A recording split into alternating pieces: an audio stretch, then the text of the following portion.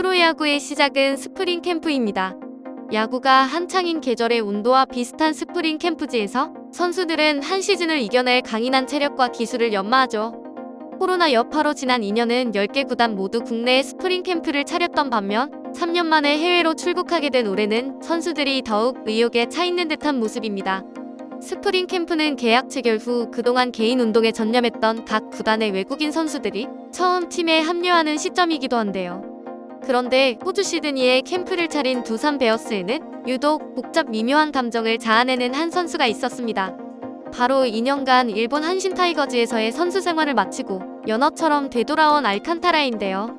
두산 선수들은 알칸깐따라라며 저마다의 방식으로 알칸타라에게 반가운 인사를 건네는 한편 그러게 왜 우리를 떠났어라며 짓궂은 농담을 걸어오기도 했습니다. 쭈뼛쭈뼛하며 민망해 보이는 알칸타라였지만 마치 집으로 온 것처럼 다시 한국으로 돌아와 행복해 보이기도 했는데요. 놀라운 점은 2년 전 20승 다승왕 투수가 올 시즌 외국인 투수 20명 중 몸값 P15위에 불과한데도 저런 표정을 짓고 있다는 것이죠. 오늘 이야기의 주인공은 일본으로부터 구해준 한국의 부름에 은혜 갚은 까치가 되려는 외국인 투수 알칸타라입니다. 그 전에 저희 일상일보 구독 설정 부탁드릴게요. 알칸타라는 일본에 진출하기 직전해인 2020년 명실상부 두산의 히트 상품이었습니다. 2019년 KT 위즈와 계약을 맺으면서 한국 프로야구 무대에 데뷔한 알칸타라는 그해 11승 11패라는 무난한 성적을 기록했는데요. 그러나 한국에서의 선수 생활을 이어가기엔 애매한 성적이기도 했습니다. 결국 KT와 재계약에 실패해 방황의 나날을 보내던 그에게 가장 먼저 손을 내밀어준 구단이 바로 두산이었죠. 두산에서는 그의 체질 개선을 위해 부단히 노력했고 1992년생, 당시 28살의 어린 나이에도 아들만 셋 딸린 가장이었던 그가 편하게 야구에만 집중할 수 있도록 가족까지 잘 보살펴 주었습니다. 동료들의 도움도 컸습니다. 투수 이용찬은 포크볼을 전수해 주었고 배터리 호흡을 맞췄던 포수 박세혁은 플레이 스타일의 변화를 이끄는 조언을 해주었죠. 그렇게 한국의 정을 듬뿍 받은 그는 직전 시즌과는 클래스가 아예 다른 선수가 되었습니다. 그해 31경기에서 20승 2패 평균 자책점 2.54 특급 성적을 기록했죠. 결과적으로 두산은 리그 최정 상급 에이스를 상대적으로 저렴한 70만 달러에 품게 된 해자 계약에 성공한 셈이었습니다. 하지만 알칸타라와 2년 연속 동행은 어려웠습니다. 빼어난 성적은 자연스레 해외 구단의 관심으로 이어졌고 일본 프로야구 한신 타이거즈가 2년 400만 달러를 떡하니 안겨주며 알칸타라를 데려갔죠. 외국인 선수 연봉 총액을 제한하는 한국의 셀러리캡 규정상 두산도 알칸타라도 현실적으로 이별을 선택할 수밖에 없었습니다. 떠나는 길에 알칸타라는 다음이 있을 수 있게 굿바이라 인사하지 않겠다는 어록을 남겼는데요. 그만큼 팀에 각별한 마음을 갖고 떠나는 그에게 팀 동료들은 아쉽지만 부디 몸 건강이 좋은 성적을 올리길 기원하며 글을 보냈습니다. 하지만 그 염원과는 반대로 알칸타라의 일본 시절은 시련의 시작이었습니다. 팀 내 두 번째로 높은 몸값에도 불구하고 기대했던 선발 로테이션에서 밀려났을 뿐만 아니라 그나마 불펜에서도 제 역할을 해내지 못한 돈 먹는 하마 꼴이 돼 버린 거죠. 결과적으로 알칸타라의 도전은 실패로 끝났습니다. 2시즌 동안 63경기에 등판해 4승 6패 평균 자책점 3.96에 그쳤죠. 더군다나 2년 동안 선발로는 7경기밖에 기회를 얻지 못했고 그 후 불펜으로 밀려났기에 향후 선발 투수 역할을 다시 할 수 있을까에 대한 의심이 생기게 된 것이 그에겐 치명타가 되었습니다. 이런 그에게 이번에도 손을 내민 건 두산이었습니다. 특히 새로 취임한 이승엽 감독의 입김이 강하게 반영되었는데요. 선수 시절 8년간 일본에서 선수 생활을 했던 이 감독은 그의 성적이 실력에 기인한 것이 아니라 판단했습니다. 스프링 캠프에서 알칸타라를 만난 이 감독의 모습에서 이를 확인할 수 있는데요. 그가 알칸타라에게 처음 건넨 한마디는 고생 좀 많이 했겠네였습니다. 한국의 대표 선수로서 일본에서 겪어야 했었던 수많은 견제와 외로움으로 인한 소가리는 알칸타라의 심정을 이해하고도 남을 정도였죠. 이에 알칸타라도 멘탈적으로 많이 힘들었다고 고백합니다. KBO 리그에서 좋은 성적을 거두고 일본 프로야구에 진출하게 된 선수 중 성공했다고 평가할 수 있는 선수는 손에 꼽는데요.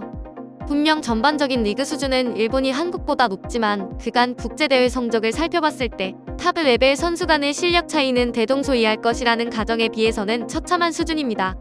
그런데 국가 대 국가로 대결하는 것이 아니라 한국에서 성공한 야구 선수가 일본에서 선수 생활을 한다는 것은 또 다른 이야기입니다. 같은 아시아라도 정 넘치는 한국 야구 문화에 비해 상대적으로 보수적이고 경직된 풍습이 강한 일본 야구 문화는 이웃 나라라도 천지 차이이기 때문이죠. 특히 그 정도가 심한 도쿄 지역에서는 프로 경기 중에는 선수들이 웃지 않는 것이 관습이자 예의일 정도라 합니다. 그리고 한국에서 자란 선수가 일본 무대까지 재패하는 것은 일본인들 자존심이 허용하지 않는 문제이기에 KBO 출신 선수들은 항상 보이지 않는 장벽과 싸워야 되는 신세죠. 이승엽 감독은 알칸타라가 구위나 구속면에서는 한국에서의 모습과 다를 바 없었지만 본인도 모르는 투구 습관을 일본에서 들켜 좋은 성적을 거두지 못했을 것이라 짐작했는데요. 당연히 주위에서 이를 알았다고 해도 가르쳐주지 않았을 것이라 덧붙이면서 말이죠. 돌아온 20승 에이스의 올해 몸값은 100만 달러를 채 넘기지 못한 90만 달러가 됐습니다. 그나마 보장 금액이 그중 80만 달러고 나머지 10만 달러는 조건을 충족해야 받을 수 있습니다. 참고로 작년 16승을 올린 LG의 켈리는 올해 180만 달러, 11승을 올린 삼성 뷰캐넌이 160만 달러로 외국인 투수 연봉 1, 2위입니다. 알칸타라는 전체 외국인 투수 20명 중 15위 수준에 해당하죠. 한때 KBO를 접수했던 장본인이지만 2년 새 분위기가 많이 바뀐 셈입니다.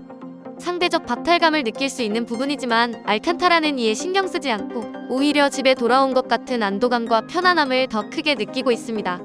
한국을 떠날 때는 20승 에이스였어도 돌아올 때는 일본에서 실패한 선수일 뿐이라며 스스로 크게 개의치 않아 했죠.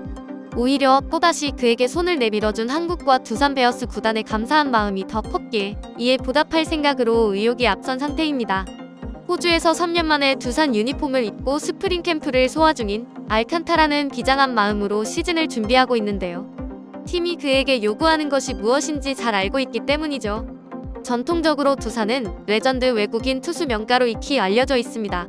다니엘 리오스, 켈빈 히메네스, 더스틴 리퍼트, 조시 린드블럼으로 이어지는 계보는 절로 가슴이 웅장해지는데요. 이젠 알칸타라가 강력한 구위를 앞세워 지난 시즌 무너졌던 두산 마운드의 버팀목 역할을 해야 할 차례입니다. 이 때문인지 간혹 개인 운동 기간 동안 관리 부족으로 몸 상태가 엉망인 채 스프링 캠프에 합류하는 외국인 선수도 있는 반면 알칸타라는 보다 날렵해진 모습이었는데요. 구위를 유지하기 위해 시즌 후 고향인 도미니카 공화국으로 돌아가 살을 빼 몸의 가용성을 높이는 데 집중하여 몸 상태가 좋아진 까닭이었죠.